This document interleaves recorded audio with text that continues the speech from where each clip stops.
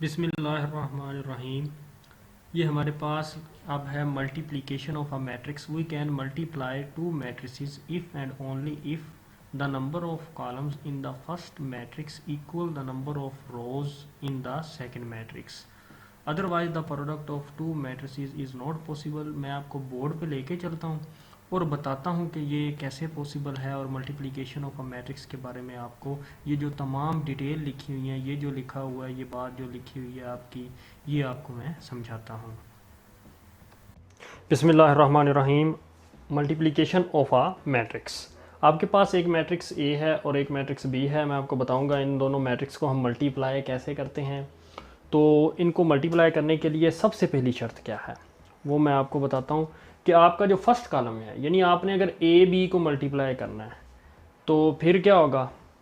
तो अगर आपने ए और बी को मल्टीप्लाई करना है तो जो फर्स्ट मैट्रिक्स है यानी ए, तो आप देखेंगे अगर ए फर्स्ट मैट्रिक्स है तो उसके आपने कॉलम्स देखने हैं। तो वो कॉलम कितने हैं, कॉलम्स की तादाद कितनी है, 2 है।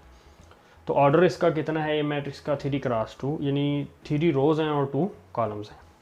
देन जो आपके पास सेकंड मैट्रिक्स है, यानी आपने सेकंड पे किसको रखना है, यानी अगर आपने ए बी मल्टीप्लाई करना है तो ए आपका पहला मैट्रिक्स है और बी आपका दूसरा मैट्रिक्स है। अगर आपने बी ए मल्टीप्लिकेशन करनी है तो बी आपका पहला मैट्रिक्स है और ए आपका दूसरा मैट्रिक्स है।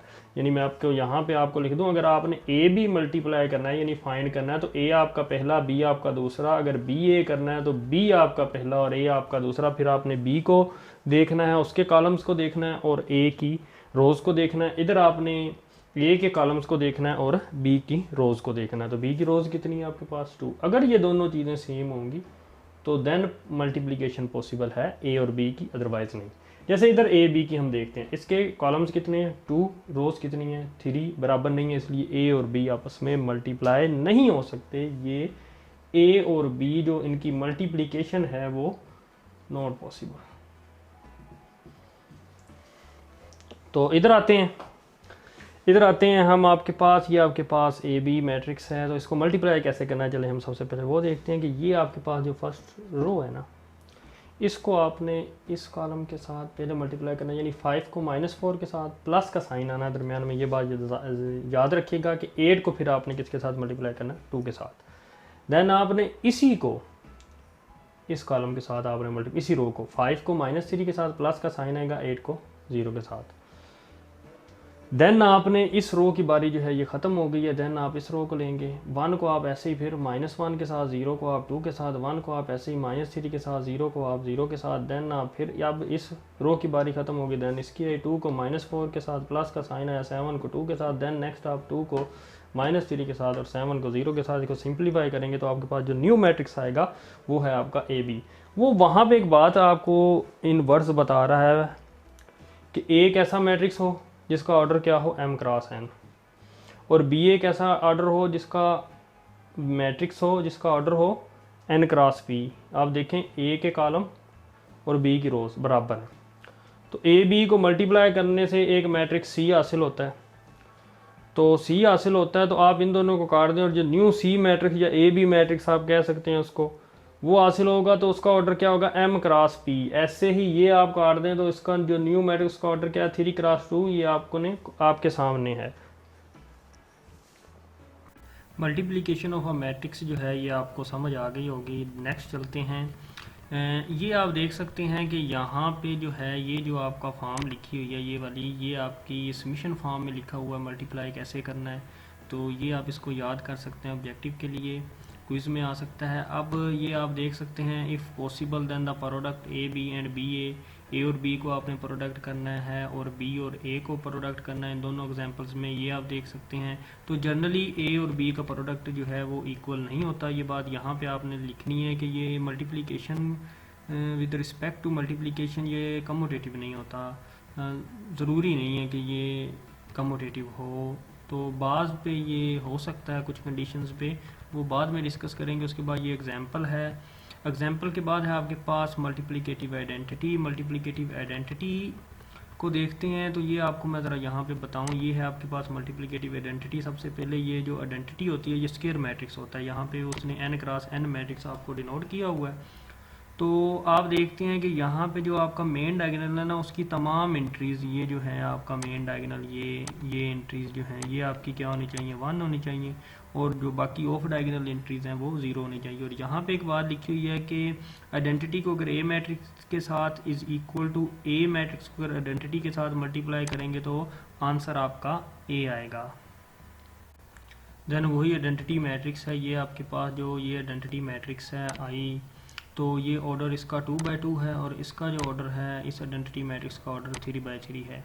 तो ये आपका एक बी मैट्रिक्स है। अगर आप ऑर्डर 2×2 है और इसका ऑर्डर 2×2 है, इन दोनों को जब आप बी और आई को मल्टीप्लाई करेंगे तो, या आई बी को मल्टीप्लाई करेंगे तो आंसर आपका क्या आएगा, बी मैट्रिक्स आएगा।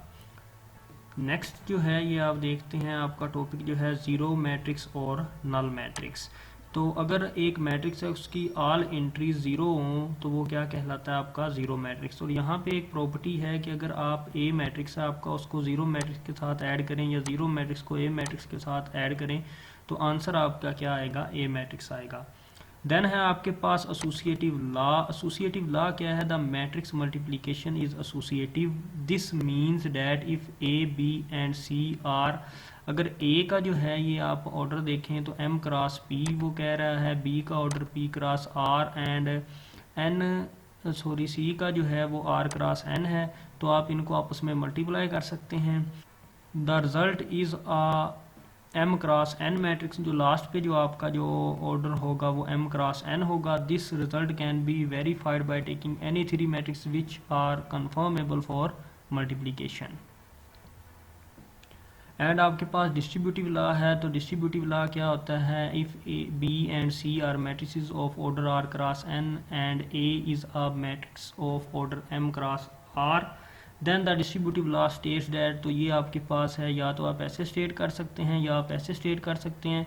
तो ये जो है आपका लेफ्ट डिस्ट्रीब्यूटिव लॉ है और ये आपका राइट डिस्ट्रीब्यूटिव लॉ है। एसोसिएटिव लॉ क्या है, अगर आप देखें कि ए बी और सी 3 मैट्रिक्स हैं। एसोसिएटिव लॉज में 3 मैट्रिक्स का जिक्र होता है कि अगर आप ए प्लस बी को ब्रैकेट में लिख दें, पहले आपने ए और बी को ऐड करना है, देन उसके आंसर को सी के साथ, देन इधर आपने ए को वैसे पहले आप बी और सी को ऐड करेंगे और देन फिर आप ए के मैट्रिक्स में जो बी और सी के आंसर को ऐड करेंगे। तो ये आपका एसोसिएटिव लॉ है,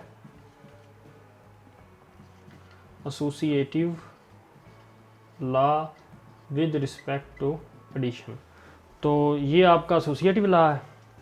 तो अगर आप इसको ऐसे कर दें, ए बी सी जो आपके हैंडआउट्स के ऊपर लिखा हुआ है और ए बी सी, फ़र्क कोई नहीं पड़ता, चाहे आप इसको ऐसे लिख दें या चाहे आप इसको ऐसे लिख दें। मतलब क्या है कि चाहे ये साइड उधर ले जाएं या वो वाली इधर ले आएँ तो फ़र्क कोई नहीं पड़ता। ये आपका एसोसिएटिव लॉ जो है, ये एसोसिएटिव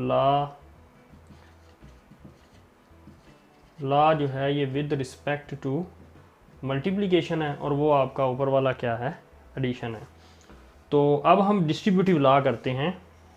डिस्ट्रीब्यूटिव लॉ क्या है, डिस्ट्रीब्यूटिव लॉ में आप देखते हैं कि आपके पास एक मल्टीप्लाई कर रहा है मैट्रिक्स ए इनटू में बी प्लस सी के साथ। तो सबसे पहले ये ए और बी आपस में मल्टीप्लाई होंगे, प्लस का साइन है दरमियान में, देन ए और सी मल्टीप्लाई होंगे। तो ये आपकी होगी लेफ़्ट हैंड साइड और ये आपकी होगी राइट हैंड साइड। तो ये है आपका डिस्ट्रीब्यूटिव लॉ। तो ये ऐसे भी हो सकता है डिस्ट्रीब्यूटिव लॉ, ए प्लस बी और सी मल्टीप्लाई, देन आपको सी मल्टीप्लाई करेंगे ए सी प्लस बी सी। तो ये आपकी लेफ़्ट और ये आपकी राइट साइड होगी।